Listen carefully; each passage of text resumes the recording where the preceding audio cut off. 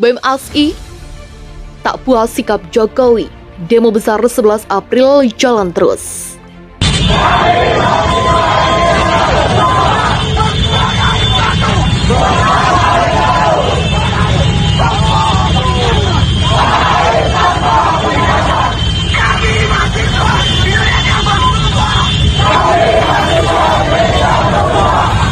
Badan Eksekutif Mahasiswa seluruh Indonesia akan tetap menggelar unjuk rasa di Istana Negara pada 11 April dengan tuntutan utama menolak perpanjangan masa jabatan presiden atau penundaan pemilu.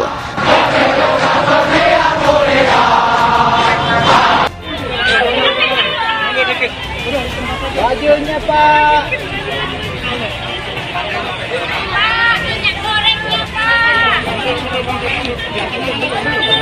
Biar Pak Jokowi.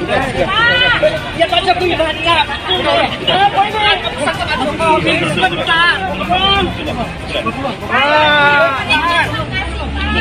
Ingin sampai Pak Jokowi, minyak goreng turunkan. Baju Pak, minyak goreng turunkan.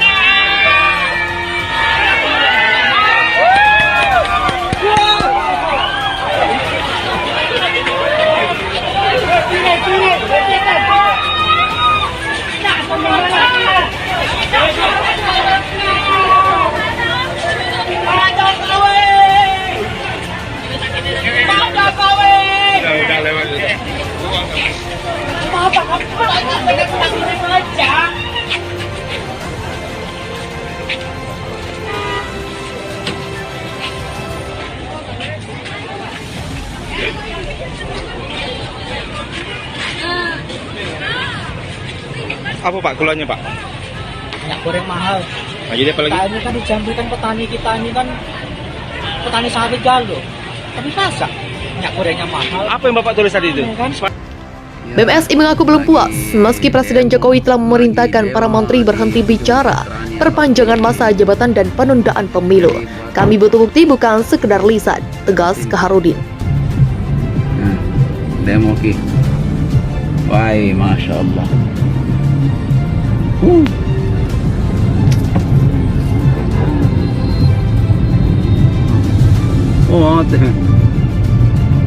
bulan. Ya. Kalau dulu dek ni, bahaya. Tanya. Ya. Kalau ni.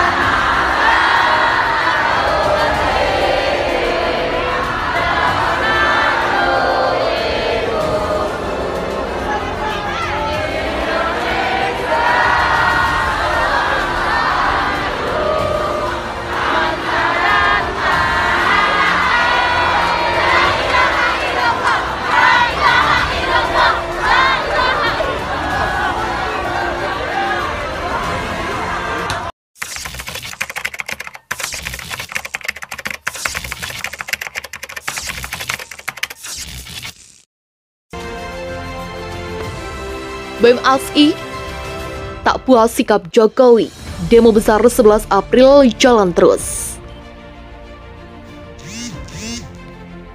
Badan Eksekutif Mahasiswa seluruh Indonesia akan tetap menggelar unjuk rasa di Istana Negara pada 11 April dengan tuntutan utama menolak perpanjangan masa jabatan presiden atau penundaan pemilu. Kita akan tetap gelar aksi pada tanggal 11 April 2022, ujar Koordinator Pusat BEM ASI Kaharudin HSNDM saat dihubungi Kamis 7 April. BEM ASI mengaku belum puas meski Presiden Jokowi telah memerintahkan para menteri berhenti bicara perpanjangan masa jabatan dan penundaan pemilu. Kami butuh bukti bukan sekedar lisan, tegas Kaharudin. Hal lain yang mendorong BEM ASI tetap menggelar aksi adalah sikap istana yang belum memberikan jawaban terhadap kajian dan tuntutan mereka. Unjuk rasa di Istana Negara 11 April nanti diklaim bakal diikuti 1.000 mahasiswa dari Aliansi BEM ASI, Aliansi Perguruan Tinggi Muhammadiyah se-Indonesia, Aliansi Mahasiswa Jurusan dan Aliansi Mahasiswa Fakultas. BEM ASI akan membawa total 18 tuntutan pada aksi nanti. Kaharudin merinci 6 tuntutan berasal dari aksi tanggal 28 Maret ditambah 12 tuntutan berasal dari aksi 7 tahun pemerintahan Jokowi pada 21 Oktober 2021 lalu. Adapun 18 tuntutan tersebut antara lain mendesak dan menuntut Jokowi untuk bersikap tegas, menolak penundaan pemilu 2024 atau masa jabatan 3 periode. Tuntutan lain adalah stabilitas harga kebutuhan pokok dan jaminan kesediaan barang-barang pokok bagi masyarakat. Kemudian tuntutan agar pemerintah membatalkan Undang-Undang Nomor 11 Tahun 2020 tentang Cipta Kerja.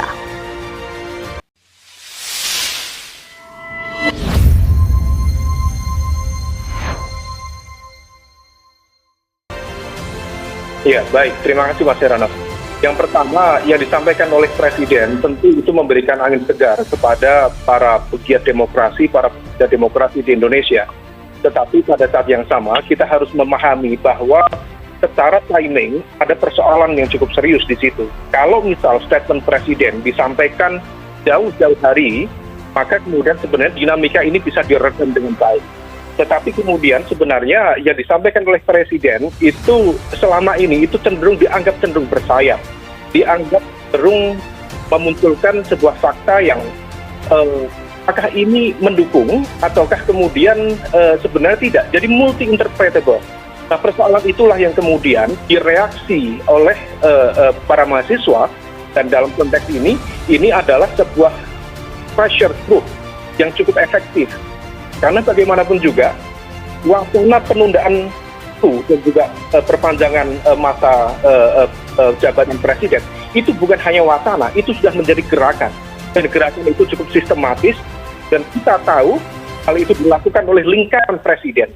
Oleh karena itu, kalau misal kemarin dan menyatakan misalnya bahwa menterinya harus firm dalam menyampaikan komunikasi politik publik, maka dalam konteks ini ada catatan cukup serius bahwa Presiden sendiri juga tidak melakukan komunikasi politik publik yang clear.